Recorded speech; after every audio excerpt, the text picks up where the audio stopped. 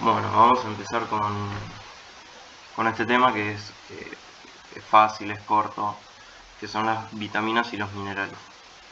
¿Sí? Nada, es importante porque lo van a ver bastante y está bueno conocer por lo menos cuáles son las principales vitaminas, cuáles son los principales minerales y cuáles son sus funciones, de dónde los obtenemos y para qué sirven en nuestro organismo. Empezando por lo que son las vitaminas, siempre es importante saber cuál es el concepto del tema, digamos. Las vitaminas son sustancias, digamos, eh, orgánicas que sirven en nuestro cuerpo porque cumplen diferentes funciones que son bastante importantes para el organismo, ¿sí? Como por ejemplo, hay varias vitaminas, muchas son cofactores de algunos procesos enzimáticos, otras tienen funciones antioxidantes, algunas ayudan a lo que es el proceso de coagulación dentro de nuestro cuerpo, o sea, que cumplen diferentes procesos biológicos dentro de nuestro organismo, cumpliendo diferentes funciones. Algunas la coagulación, otras el ciclo de la visión, por ejemplo, el metabolismo de algunos minerales, como por ejemplo la vitamina D con el calcio, el fósforo, etc. ¿Sí? Entonces son como sustancias vitales, por así decirlo, que de ahí viene un poco el nombre de vitaminas. ¿Sí? Entonces son importantes en nuestro cuerpo y cumplen diferentes funciones. Dentro de lo que son las vitaminas, las podemos clasificar en dos, dependiendo la solubilidad, si son solubles en agua o hidrosolubles, o que tienen afines componentes grasos, lipídicos, o sea, las liposolubles. Y a partir de ahí las diferenciamos. Las hidrosolubles tienen diferentes estructuras unas de las otras, no son muy parecidas entre sí. En cambio las liposolubles sí tienen como una estructura base, que es el isoprenol, que nada, no les importa a ustedes, pero como que tiene un núcleo parecido entre ellas, ¿sí? El lugar donde se va a absorber van a ser, por ejemplo, las hidrosolubles en una parte del intestino delgado, que puede ser el yeyuno o el ilion. Eso es importante, por ejemplo, la vitamina B9 y la vitamina B12, que se absorben en el yeyuno, la B9, y en el ilion la B12. Eso es importante saber, porque algunas personas que tienen afectado alguna parte del intestino no van a poder absorber ese tipo de vitaminas. Entonces, por ejemplo, una persona que se le fue operado y sacado la parte del ileón, del intestino delgado, la última parte del intestino delgado, no van a poder absorber la vitamina B12. Entonces esas personas van a tener un déficit en esa vitamina, ¿sí? Entonces por eso está bueno saber en qué parte se absorben las vitaminas. En cambio las liposolubles se absorben más que nada en lo que es el intestino grueso y se eliminan a través de, como son liposolubles y no pueden diluirse en la sangre, porque se diluyen en sustancias grasosas, se van a ver eliminadas a través de las heces, de la bilis que produce el hígado, o muy poquito a través de la orina. En cambio las hidrosolubles, como viajan en sangre, solubles en agua, se pueden eliminar tranquilamente por orina. Eso significa que no se van a almacenar mucho en el cuerpo, porque van a estar solubles en el cuerpo, y no se van a acumular. Entonces, si no se acumulan, es muy difícil que puedan causar una toxicidad dentro de nuestro cuerpo, porque se van a eliminar muy fácilmente. En cambio, las liposolubles, acuérdense que todo lo que es grasa y tejido adiposo se almacena en nuestro cuerpo. Las liposolubles se van a almacenar ahí también, en lo que es el tejido grasoso. Entonces ahí es donde se van a poder acumular, se van a poder almacenar, y cuando se almacenan y llegan a una cantidad suficiente, pueden ser que algunas pueden llegar a tener algún tipo de toxicidad para nuestro cuerpo, ¿sí? Entonces, cuanto a la toxicidad, las liposolubles son las que más fácil pueden llegar a alcanzar niveles elevados en nuestro cuerpo. Las otras no, es muy difícil porque se eliminan por orina. En cuanto al transporte dentro de nuestro cuerpo, las hidrosolubles se transportan a través de proteínas plasmáticas, que son proteínas como por ejemplo la albúmina, algunas globulinas, proteínas que están presentes en nuestra sangre. Y las liposolubles se transportan a través de lipoproteínas, ¿sí? Que son proteínas que se encargan de transportar a los lípidos, al colesterol, a los triglicéridos, a los fosfolípidos y a las vitaminas liposolubles que por ejemplo vienen de la dieta, ¿sí? Son como proteínas particulares. Nada, hay una ingesta diaria, que bueno, eso no importa mucho para ustedes, y ahora vamos a ver los ejemplos de cada una de las proteínas, de las vitaminas, perdón. Empezando por lo que son las vitaminas liposolubles, hay una reglita que es ADEC, porque las vitaminas A, D, E y K son liposolubles, mientras que las vitaminas del complejo B, porque hay muchas vitaminas B, y la vitamina C son hidrosolubles. Arrancando por las liposolubles está la vitamina D, que es bastante importante, es una vitamina liposoluble. Tiene un receptor bastante parecido al del colesterol, o sea, el receptor no, tiene un núcleo bastante parecido a lo que es el colesterol. Y como es una vitamina liposoluble, al actuar dentro de las células, porque cumple diferentes funciones, lo puede hacer atravesando la membrana celular, ¿sí? Entonces el receptor que va a tener esta vitamina va a ser uno intracelular, ¿sí? ¿Por qué? Porque puede atravesar la membrana celular tranquilamente. Acuérdense que para que un receptor sea intracelular tenía que ser o muy pequeño para atravesar la membrana o ser liposoluble para poder pasar a través de ella.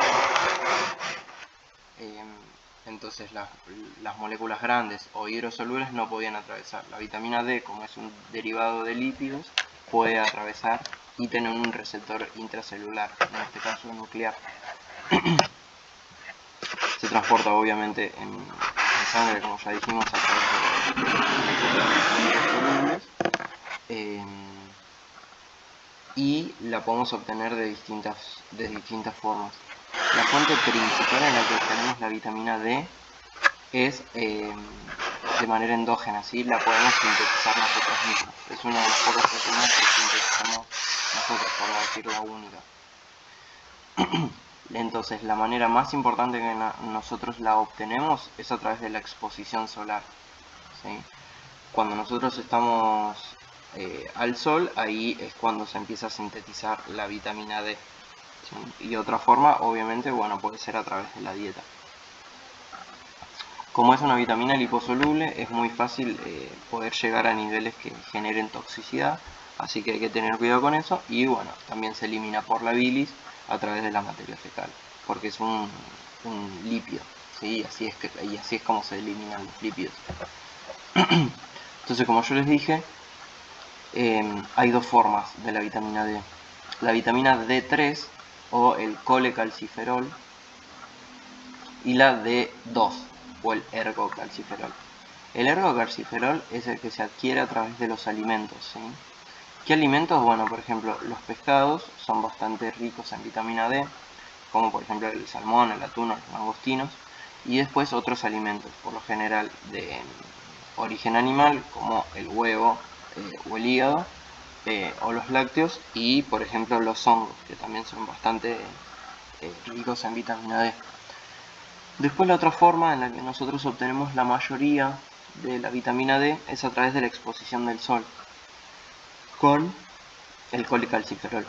¿Y cómo funciona? Nosotros tenemos el 7-dihidrocolesterol, que es una molécula que nosotros tenemos en la piel, y cuando está en contacto con el sol, ese colesterol se empieza a desdoblar, se empieza a transformar para transformarse en vitamina D, que por distintas reacciones se activa en el hígado y en el riñón. O sea, el hígado y el riñón son importantes para la síntesis de vitamina D, y una vez que se activa, ahí ya tenemos el calcitriol, que es el nombre que lleva la forma activa de la vitamina D, ¿sí? Entonces la vitamina D se empieza a producir en la piel, se activa en el hígado y el riñón, y ahí genera sus funciones, ¿sí? ¿Y qué funciones son las que tiene la vitamina D? Que esto es importante. Bueno, la vitamina D regula todo lo que es el metabolismo fosfocálcico, ¿sí? O sea, va a regular las concentraciones de calcio y de fósforo dentro del cuerpo. ¿Y eso para qué es importante? Bueno, obviamente todo para todo lo que es el metabolismo óseo, ¿sí? Que en un rato vamos a ver, todo lo que son la formación de los huesos.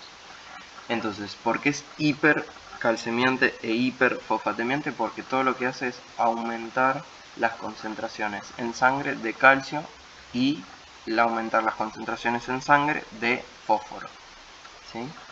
Además, dentro de sus otras funciones, la más importante es la de recién, aumenta la secreción de la insulina, ayuda a degradar tóxicos o xenobióticos del cuerpo, regula lo que es la respuesta inmune, ayuda a todo lo que es el desarrollo de la estructura pilosebácea o de la piel, reduce la resistencia a la insulina, o sea, ayuda a lo que son los pacientes diabéticos a mejorar su resistencia a la insulina, y tiene como un componente medio cardioprotector, ¿sí? O sea, ayuda a todo lo que es personas con hipertensión o con placa de ateroma que pueden recibir un colesterol.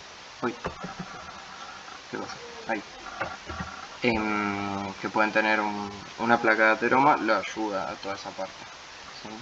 Pero lo más importante y lo que se tienen que acordar es que es hipercalciante e hiperfosfatemiante y que después cumple otra función. Eso con la vitamina D puede tener una toxicidad, pero bueno, no es muy importante que le genere, pero obviamente que su déficit va a tener como consecuencia alteraciones en todo lo que es el esqueleto, ¿sí? Y su exceso también va a generar debilidad a nivel del esqueleto, ¿sí? Por ejemplo, la gente que tiene déficit de vitamina D puede llegar a tener osteoporosis, fracturas y todas esas cosas. Por eso se recomienda tomar sol y hacerse estudios para ver cuánta vitamina D tiene en el cuerpo, por ejemplo, las personas mayores. Bien, pasando al resto de lo que son las vitaminas, está la vitamina K. La vitamina K tiene la K de coagulación, entonces esa es la función que va a cumplir. Participa en lo que es la formación de componentes que intervienen en la coagulación, ¿sí? Entonces, la vitamina K ayuda en lo que es el proceso de síntesis de compuestos que actúan en la hemostasia, ¿sí? La hemostasia es el proceso de formar tapones cuando hay un sangrado o ayudar a todo lo que es el proceso de coagulación, ¿sí? Entonces ahí la vitamina K forma un papel importante. A partir de ahí es que hay fármacos que son, por ejemplo, anticoagulantes que van en contra de la vitamina K, como por ejemplo el acenocumarol.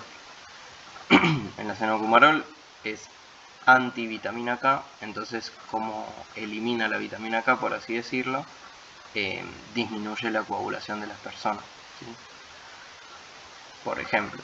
Bien, esa es otra vitamina. Otra vitamina es la vitamina E, presente por ejemplo en los aceites, que es muy importante porque cumple la función de ser antioxidante, ¿sí? Reduce los radicales libres y todo lo que es el estrés oxidativo. Eso genera muchas veces daño a nivel de las paredes vasculares de los vasos, y eso a veces trae problemas, lo que es la hipertensión, los infartos y todas esas cosas.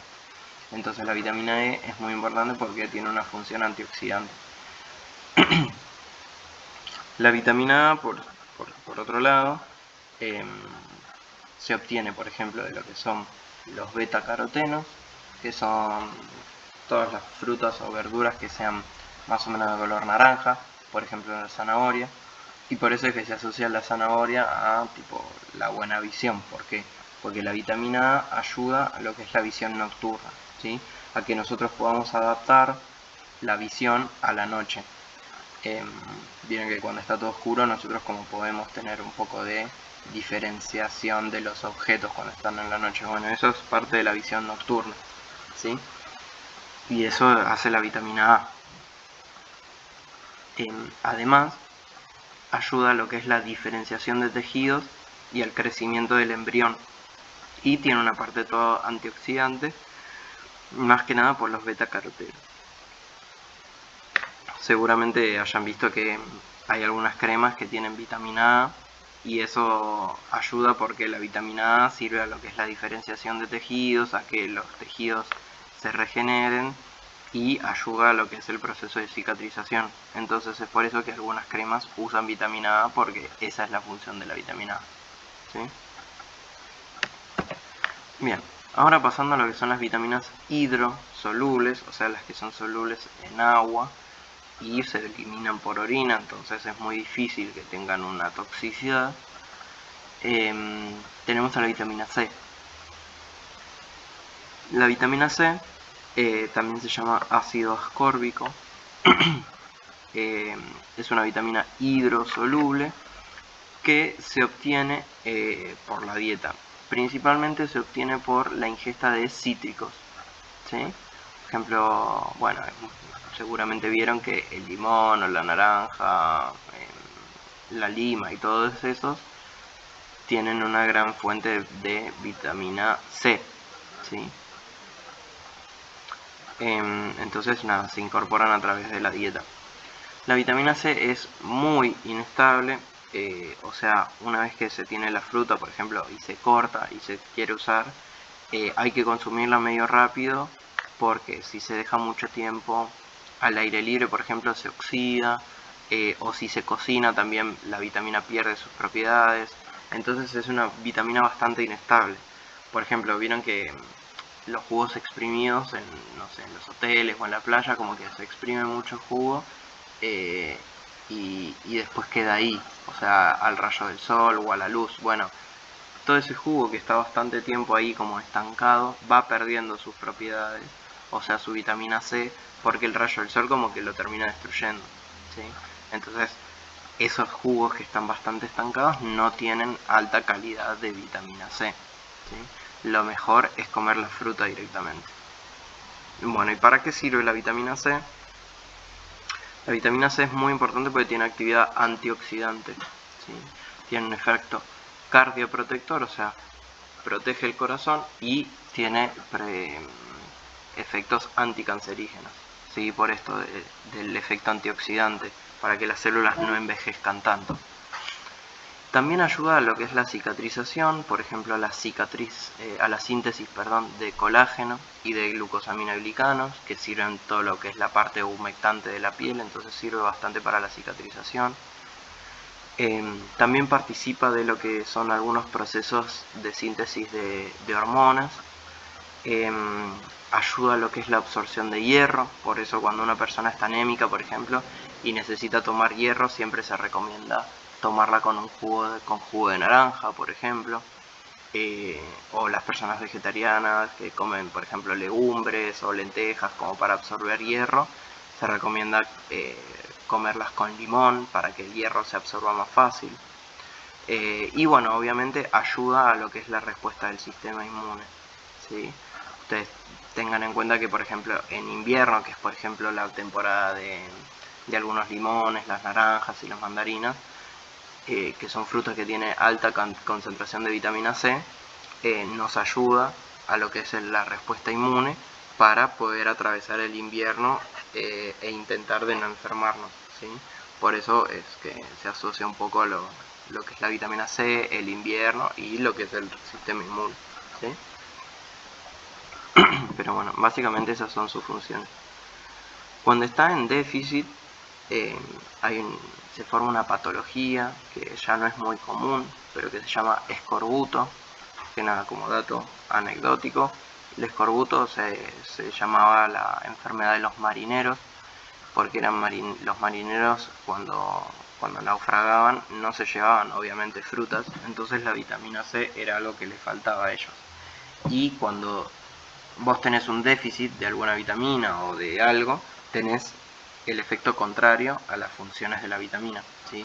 Entonces ellos con el escorbuto tenían una alteración en el sistema inmune, no absorbían bien el hierro, estaban anémicos y tenías un déficit en la síntesis del colágeno, ¿sí? Entonces tenían, por ejemplo, una mala cicatrización, tenían estrías, tenían sangrados, tenían las encías bastante rojas, todo eso porque el colágeno no se le sintetizaba bien, ¿sí? Pero bueno, con el déficit la vitamina C genera escorbuto. y acuérdense que como es hidrosoluble, la toxicidad es muy poco probable, ¿sí? Yendo a otras vitaminas, dos bastante importantes son una el ácido fólico o la B9 y la otra la B12. La B9 se encuentra en un montón de lugares, por ejemplo, mismo la harina que nosotros compramos está fortificada con vitamina B9 por ley, porque eso son medidas de política pública para que ninguna persona tenga déficit de vitamina B9, ¿sí? Porque se puede encontrar en cualquier lado. Entonces por eso se fortifica ese alimento. La vitamina A, la harina, perdón, tiene fortificado, por ejemplo, vitamina B9 y me parece que hierro y alguna otra cosa también. Entonces ya consumiendo harina tenemos B9.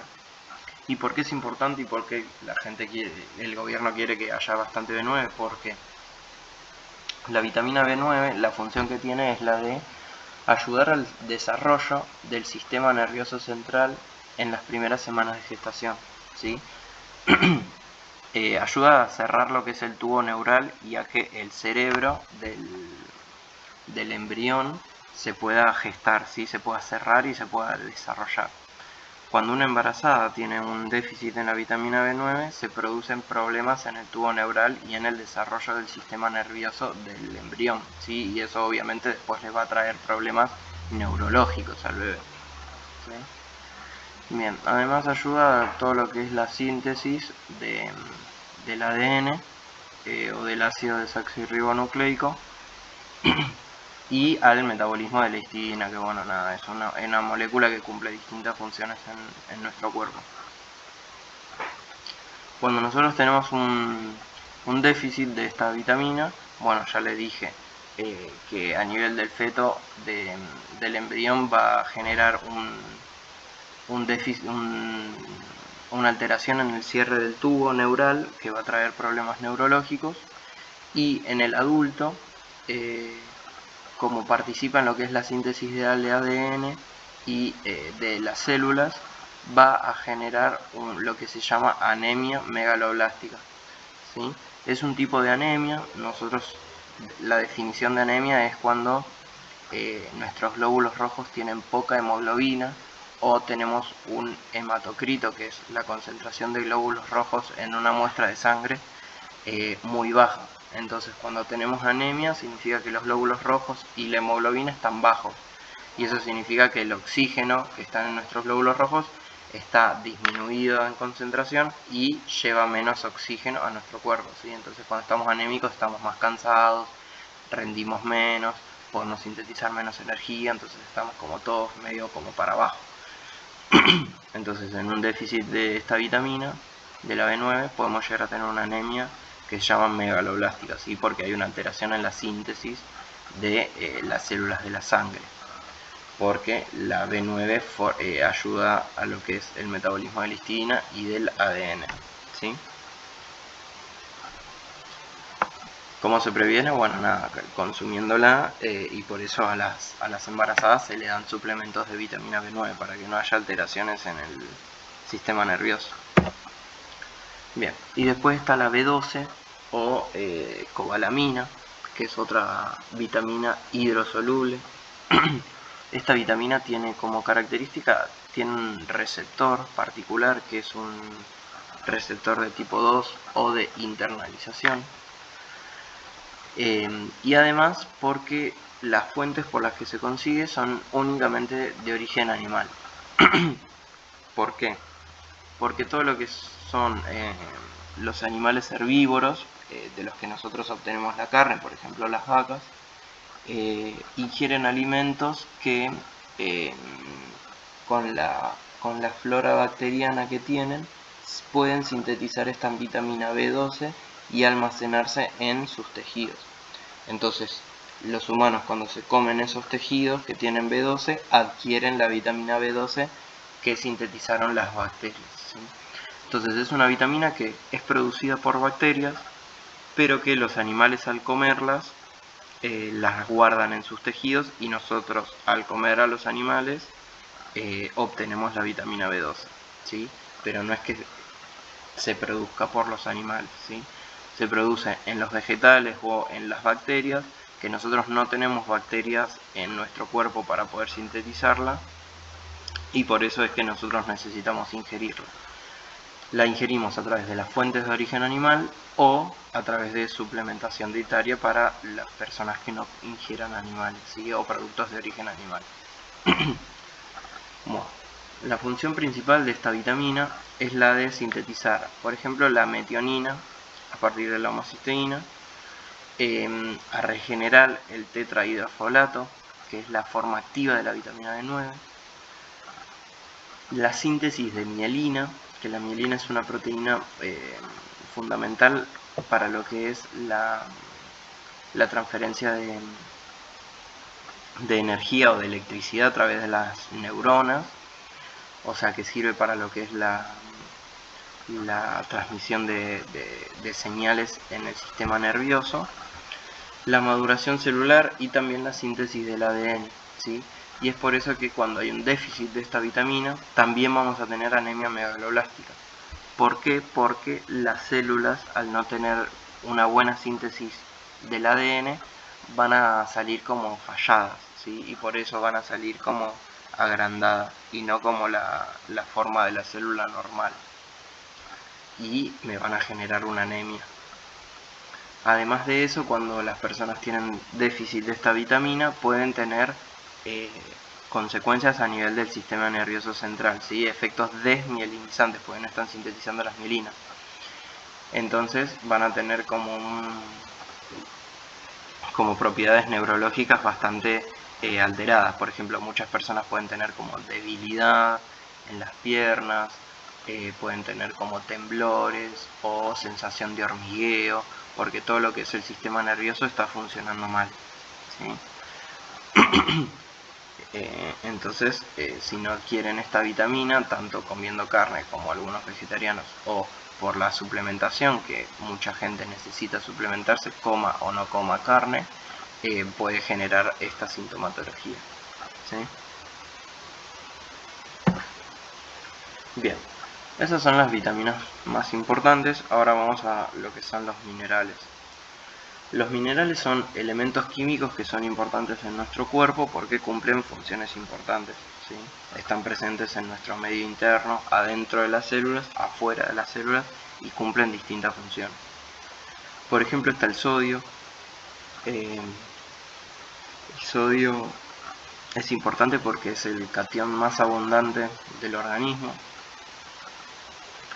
y la mayoría del sodio se encuentra en el líquido extracelular, ¿sí? Hay muy poquito en el líquido intracelular, y a partir de ahí funcionaba la bomba de sodio-potasio ATPasa, ¿sí? No sé si se acuerdan. Hay una concentración particular de sodio en nuestro cuerpo que tiene que ser bastante constante, porque si no ahí empiezan los problemas. Que la concentración, que esto es importante que lo sepan, es entre 135 a 145 miliequivalentes por litro, ¿sí? Esa es la unidad de medición de los minerales, ¿sí? Miliequivalentes. Y la de sodio está entre 135 y 145. ¿Por qué es importante el sodio? Porque el sodio tiene que ver con todo lo que es el manejo de la osmolaridad del líquido extracelular, ¿sí?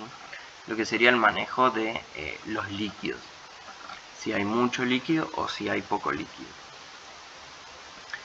Obviamente del manejo de lo que es el agua, si nosotros vamos a estar bien hidratados o deshidratados.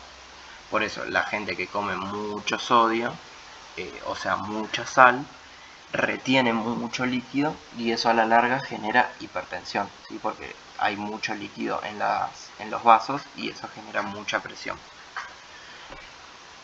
Y obviamente todo tiene que ver con los riñones, todo lo que es el manejo de los volúmenes, la orina, los volúmenes dentro de los vasos, la presión y todo eso lo manejan los riñones. Entonces los riñones regulan bastante el metabolismo del sodio.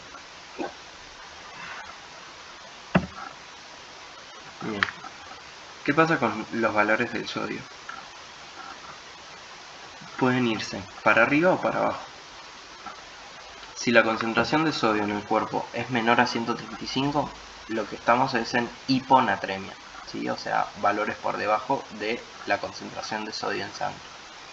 y es un trastorno electrolítico bastante frecuente. Lo que genera una hiponatremia va a ser, por ejemplo, alteraciones a nivel del cerebro, ¿sí? ¿Por qué? Porque van a causar somnolencia, la persona va a estar con más sueño, confundida, con náuseas, vómitos, dolor de cabeza. Y hay distintas causas. Las causas más frecuentes son, por ejemplo, la deshidratación. Si una persona tiene muchos vómitos, mucha diarrea, suda mucho, por ejemplo, le pasa a la gente mayor en verano, y por eso ahí generan los desmayos y todo eso. O cuando usan fármacos para orinar bastante, como los diuréticos, ¿sí? Después, por el otro lado, está la hipernatremia, que es cuando hay mucha concentración de sodio por encima de 145, que también va a tener alteraciones. Por ejemplo, a nivel del sistema nervioso central, la persona va a estar bastante confundida, va a estar fatigada, va a estar respirando muy rápido, que eso significa taquipnea. Y bueno, hay otras causas que también tienen que ver con el manejo del agua adentro del cuerpo, ¿sí? O por ejemplo, orinar poco, y eso hace que se concentre el sodio en el cuerpo y no se elimine. Lo que es importante saber es que estas manifestaciones, o sea, que una persona pueda confundirse o que le duela la cabeza o tener algún problema a nivel del cerebro, dependen de la velocidad en la que se pierde o se gana sodio, ¿sí? Si la ganancia de sodio es bastante paulatina, o sea, con velocidad baja, no va a causar mucho problema. Pero si, por ejemplo, de un día para el otro estamos en hiponatremia, las manifestaciones clínicas van a ser muy agudas, ¿sí? Y el cuadro va a ser muy difícil, muy complejo, porque el cuerpo no tuvo tiempo para acostumbrarse a ese cambio, ¿sí? Pero si los cambios o la pérdida de sodio se hace muy de a poquito, los cambios a veces el cuerpo se puede ir acostumbrando y que esos cambios no sean tan fuertes, ¿sí? O tan perjudiciales para la salud. Bien, después está el potasio. El potasio también es un catión, pero es intracelular más que nada y es muy potente. Y funciona en todo lo que es las funciones celulares, la transmisión neuromuscular y el corazón, ¿sí? Tiene una concentración de 3,5 a 5, fíjense que es mucho más bajita que el sodio, pero también puede encontrarse por debajo o por encima de los valores normales. Y todo eso va a complicar más que nada el corazón, ¿sí? El sodio, habíamos dicho, el sistema nervioso central, el potasio, el corazón. Cuando está en hipopotasemia, o sea, por debajo de 3,5, puede generar, por ejemplo, arritmias, calambres, alteraciones en la contracción muscular, como por ejemplo ilio. El ilio significa que el intestino está paralizado y no funciona y no se mueve nada. O parálisis, digamos. Y también se puede dar por diarrea. Diarrea es bastante frecuente que genere hipopotasemia. Después está la hiperpotasemia, que se da cuando está por encima de los 5 miliequivalentes por litro, y puede generar también arritmias en el corazón, por ejemplo, fibrilación ventricular. La fibrilación ventricular es una causa bastante frecuente de arritmia que puede llegar al paro, ¿sí? De hecho, es una forma de paro que se termina cardiovirtiendo, ¿sí?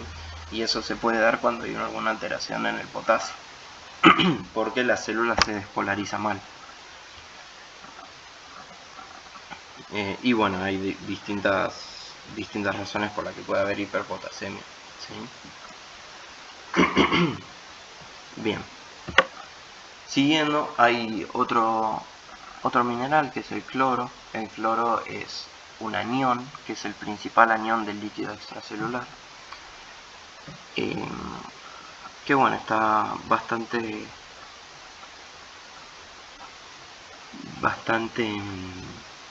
relacionado con, por ejemplo, el pH de la sangre, ¿sí?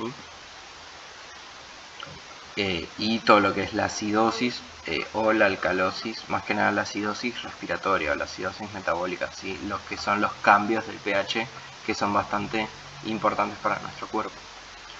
Tiene una concentración de 96 a 106 miliequivalentes por litro y por lo general se elimina, está junto y muy junto con el sodio, ¿sí?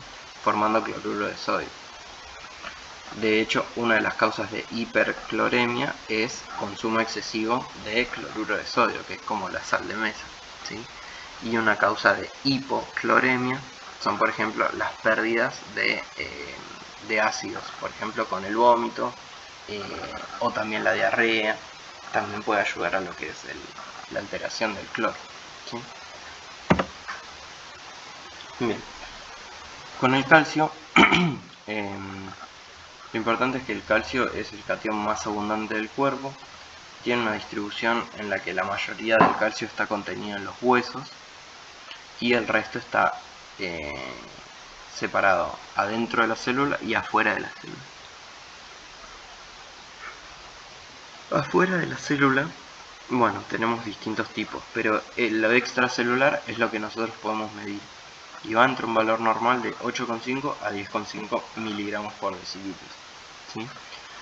Hay un calcio que está solo, libre, hay otro calcio que está unido a la albúmina, por ejemplo, y a otros aniones, ¿sí? Pero el que nosotros medimos es el extracelular. ¿Cuáles son las funciones del calcio? Bueno, un montón. Por ejemplo, el proceso de coagulación, formar el coágulo, formar los cristales de hidroxiapatita, que son muy importantes en el hueso, que dan la dureza al hueso. Ayudar en lo que es la excitación neuromuscular. Ustedes se acuerdan cuando vimos insulina, el calcio tenía que ver todo lo que es el umbral o la activación de las células, entonces ayuda a lo que es el umbral de excitación o la excitabilidad neuromuscular, que eso sirve por ejemplo para la contracción de un músculo. Ayuda en lo que es la contracción de los músculos, no solo de los músculos, digamos, los voluntarios, sino también los involuntarios, como por ejemplo el músculo del corazón. Y también funciona como, por ejemplo, un segundo mensajero, como cofactor de enzimas y con el citoesqueleto. Acuérdense que el calcio servía para mover todo lo que estaba dentro de la célula. Por ejemplo, cuando queremos secretar una vesícula, que habíamos visto la vesícula de la insulina, el calcio entraba a la célula y eso hacía que la célula se contrayera y secretara las vesículas de insulina, ¿sí? Entonces eso funciona el calcio.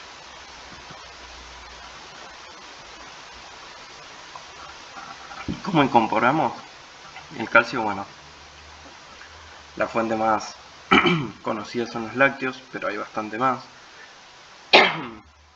Por ejemplo, los pescados, el brócoli dentro de las verduras, algunas legumbres. El tofu por lo general se hace con calcio. Las semillas, el sésamo tiene mucha concentración de calcio. Y también el calcio se absorbe con distintos productos, como por ejemplo los lácteos o los ácidos. Y la absorción del calcio, que es importante por ejemplo para gente vegetariana, se ve disminuida con fibratos, fosfatos, ácido oxálico, que están presentes en algunos cereales o algunas legumbres, y por eso es importante activarlos a los cereales o a las legumbres, ¿sí? Para que el calcio se pueda absorber mejor. Cuando nosotros tenemos una hipercalcemia, o sea por encima de 10 más o menos, 13, 14 por ejemplo, tenemos alteraciones nerviosas, la persona puede tener alteraciones cardíacas, alteraciones en el estado de conciencia, y puede llegar a tener contracciones muy fuertes de los músculos, por ejemplo tetania o convulsiones. Eso pasa, cuando hay bajos niveles de calcio, ¿sí? Porque hay alteraciones en la contracción. Cuando hay hipercalcemia, ahí es cuando hay desórdenes mentales, alteraciones en el sistema nervioso, confusión, puede llegar hasta haber coma, ¿sí? Cansancio muscular, dolores musculares, ¿sí? Todo eso pasa cuando el calcio está elevado, ¿sí? Lo otro era cuando estaba disminuido. Bien. El fósforo también funciona bastante acompañado con el calcio. La mayoría del fósforo se encuentra en el hueso junto con el calcio formando estos cristales de hidroxiapatita. Otra parte está en el espacio intracelular y una muy pequeña afuera de la célula. Un valor normal es entre 2,5 a 4,5. Tiene otras funciones el fósforo, como por ejemplo ser cofactor, hace sistema buffer en orina y en plasma también. Forma el fósforo lo que son los fosfolípidos de las membranas plasmáticas, juntándose con los lípidos. Forma parte de lo que es el ATP, que era el metabolismo energético que nosotros tenemos en el cuerpo, y obviamente la parte de la mineralización ósea. ¿Cómo se regulan el calcio y fósforo? Bueno, al principio yo ya lo había mencionado un poco con lo que era la vitamina D, que es hipercalcemiante e hiperfosfatemiante. Acá vemos que la vitamina D aumenta el nivel del calcio y del fósforo. Hay otra hormona que se llama paratohormona. Se llama paratohormona porque está al lado de lo que es la hormona tiroide, ¿sí? Entonces son las hormonas paratiroides, que es hipercalcemiante e hipofosfatemiante, o sea, aumenta el calcio y disminuye el fósforo. Y después hay otra hormona que también está en la tiroides, que se llama calcitonina, que lo que hace es ser hipocalcemiante y fosfatemiante, ¿sí? O sea, disminuye las dos. Entonces, a partir de estas tres hormonas es que se regula el calcio y el fósforo. Y, por ejemplo, se va a regular el metabolismo de los huesos y todas esas cosas más energéticas, ¿sí? ¿Cómo lo hacen? Bueno, por ejemplo, la vitamina D, que va a querer aumentar el valor de calcio y de fósforo, obviamente lo que va a hacer es disminuir los lugares en los que se elimina el calcio y el fósforo, ¿sí? Entonces, por ejemplo, en el riñón va a hacer que el calcio se orine menos, se excrete menos, entonces lo reabsorbe a circulación. En el intestino aumenta la absorción que hay de calcio y fósforo, y en el hueso estimula que el hueso se rompa para que se libere más calcio a la sangre. Y eso al hueso le viene bien porque el hueso necesita regenerarse.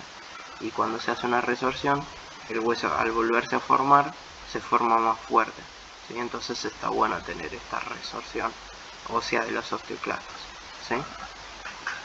La PTH va a ser lo contrario y va a ser algo parecido con el caso del calcio, y tanto la paratohormona y la calcitonina van a reducir algunos valores de los minerales, del calcio y del fósforo, por ejemplo, ¿sí? Aumentando la eliminación del calcio, la eliminación del fósforo o la formación del hueso, ¿sí? Si hay calcio y fósforo dentro de la célula, por ejemplo, la calcitonina lo mete adentro del hueso, ¿sí? Entonces disminuye su valor en sangre. Y otro mineral bastante importante es el hierro, ¿sí? Nosotros en nuestro cuerpo tenemos entre 2,5 a 4 gramos de hierro, ¿sí? O sea, es bastante. Y participa en un montón de funciones, como por ejemplo la neurotransmisión, funciones en el sistema nervioso, forma parte de la hemoglobina, que es lo que veníamos diciendo en la anemia, que es súper importante la hemoglobina porque transporta el oxígeno. La mioglobina también es importante porque almacena oxígeno en nuestro músculo para cuando nosotros necesitamos oxígeno al ejercitarnos, por ejemplo. Y ayuda a formar distintas otras proteínas que son ferroproteínas, como el citocromo, las catalasas y otras ferroproteínas, ¿sí? Tiene distintas proteínas que participan del metabolismo del hierro, por ejemplo la transferrina, que es la que lo transporta, por eso se llama transferrina, la ferritina, que es una proteína que lo almacena, y bueno, otras ferroproteínas, ¿sí? Hay distintos alimentos que nos aportan hierro, de distinta concentración, de distinta biodisponibilidad y de distinta cantidad, ¿sí? Por ejemplo, almejas, pescados, carnes dan bastante hierro, bastante fácil. La espinaca, las lentejas o las semillas de sésamo también dan hierro, pero de una disponibilidad más baja, ¿sí? Biodisponibilidad significa la concentración con la que nosotros vamos a contar con el hierro después de que nos alimentemos, ¿sí? La carne tiene más biodisponibilidad, o sea, es más fácil incorporar hierro a partir de carne que a partir de lentejas, porque la absorción es más dificultosa.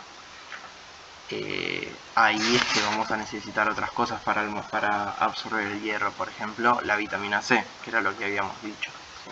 Hay otros compuestos que aumentan la absorción del hierro, la vitamina C, la vitamina A, los azúcares, las carnes, algunos ácidos, y todo por el lado contrario, lo que disminuye la absorción de hierro son los tanatos o los fitatos, todo lo que es la cafeína, el café, el mate y el té. Cerca del almuerzo, cerca de las comidas, 2 horas antes y 2 horas después, disminuye lo que es la absorción del hierro, ¿sí? La soja también tiene alta concentración de hierro, pero no es muy absorbible. El huevo, la leche y los medios alcalinos disminuyen su absorción también, ¿sí?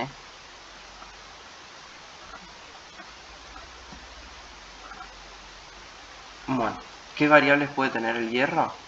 Si el hierro está muy aumentado en nuestro cuerpo, que hay algunas, por ejemplo, patologías que generan que el hierro esté muy aumentado en nuestro cuerpo, puede ser tóxico, porque aumenta los radicales libres, y los radicales libres nos dan estrés oxidativo, que, por ejemplo, envejece a nuestras células y hace que funcionen menos, ¿sí?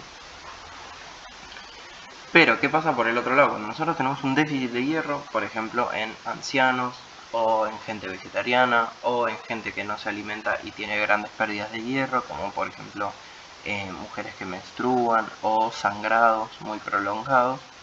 Cuando tenemos un déficit de hierro, la primera manifestación va a ser otro tipo de anemia, que es la anemia ferropénica, ¿sí? Que significa por falta de hierro, que es la anemia más común y se da en personas que no incorporan hierro o que no hacen ejercicio ni nada. Y lo que va a generar esta anemia, bueno, va a ser como toda anemia: cansancio, fatiga, palidez, sequedad un poco y como bastante somnolencia, ¿sí? Van a estar muy disminuidos en cuanto a su energía, ¿sí? Y por eso es importante tener en cuenta a todo lo que son las anemias y las causas que lo pueden llegar a generar, ¿sí? Que es lo que puede dar alguna anemia. Eso hay que estar bastante como presente, ¿sí? Una de las más frecuentes es la falta de hierro. Entonces, a algunas personas, también por ejemplo a las embarazadas, para que no sean anémicas, se les da hierro, ¿sí? Además de B9. Así que bueno, nada, eso fue la clase, como para que sepan un poco cuáles son las vitaminas y los minerales más importantes.